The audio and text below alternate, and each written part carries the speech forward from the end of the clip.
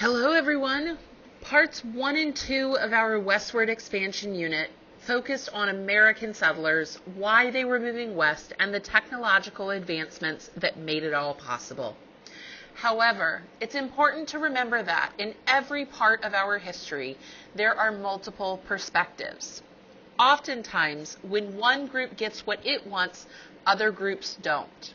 In order to develop a complete picture of westward expansion, we also have to look at the perspectives of the people who were displaced and treated as less than in order for the U.S. government to get what it wanted. In Part 3, we are going to refocus on the Native American tribes that had long lived in the Western territories way before the United States existed. We are going to look at the westward expansion movement from their perspective.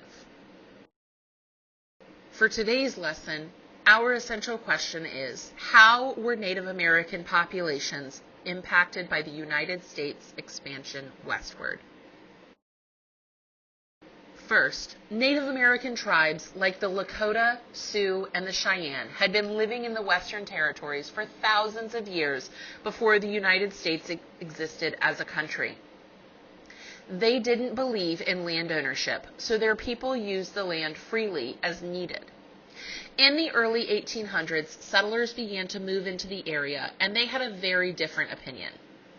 Americans believed that the U.S. owned the land, and in Manifest Destiny, which stated that they had a God-given right to continue to spread throughout the land. Americans also viewed Native Americans as uncivilized people who didn't make good enough use of the land, so therefore it could be rightfully taken away from them. Native Americans strongly opposed westward expansion and would ultimately be forced to fight for their lands. Beginning in 1830 with the Indian Removal Act, the United States government sanctioned the forced relocation of Native American tribes in the interest of expanding the U.S. population. More than 46,000 Native Americans were forced from their homes in states like Florida, Georgia, and Tennessee into what they called Indian Territory, that is now the state of Oklahoma. 4,000 died on what became known as the Trail of Tears, and the forced relocation of Native Americans continued throughout the 19th century whenever the United States government wanted to control more land and expand its population westward. Time and again, this happened. The U.S. government forced treaties upon Native American tribes in order to get what they wanted, and time and again, the United States government broke those treaties to get the next thing. Over time, Native Americans grew to be rightfully distrustful and resentful of the American government, which from their perspective took away their homeland and their cultural identity. One notable instance where tensions between the two boiled over came in June of 1876.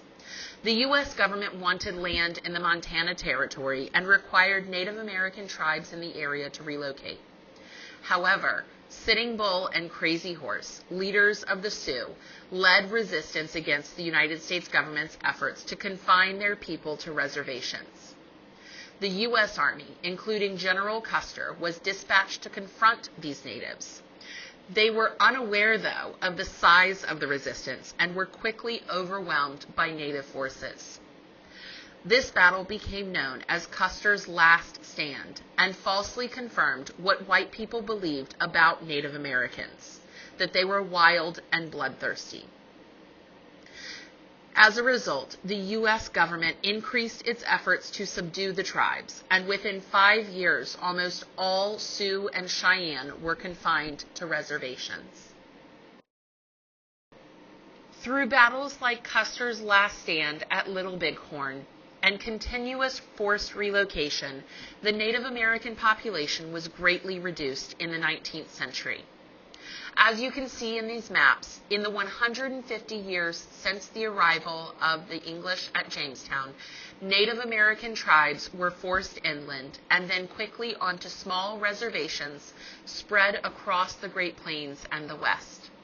They went from living freely throughout the entire country to having severely diminished populations. Add to all of that, Native Americans would not even be considered U.S. citizens until 1924, and even then they were restricted to reservations or forced to identify as African Americans if they were living off of the reservations that had been designated for them. When Native people were allowed into American society, it was only under the pretense that they assimilate or adjust to the dominant American culture. Boarding schools where Native American children were sent didn't allow them to speak in their native languages and prevented them from celebrating their cultural traditions. Instead, they were taught English and required to honor American traditions. The photograph on this slide shows a young Native boy before he went to a boarding school and while he attended a boarding school. Notice the difference. With the passage of the Dawes Act through Congress, the federal government was authorized to break up tribal lands into individual plots of land. Only Native Americans who accepted the allotments were allowed to become U.S. citizens. This was significant because, like I said before, they didn't believe in land ownership, so accepting the land meant going against their own beliefs. But not accepting the land meant losing their homes. The act pushed Native Americans to assimilate into mainstream society by taking away their cultural and social traditions. In less than 100 years, westward expansion destroyed ways of life that Native Americans had practiced for centuries and took them from their homes. So now we need to take a moment to reflect. How were Native American populations impacted by the United States expansion westward?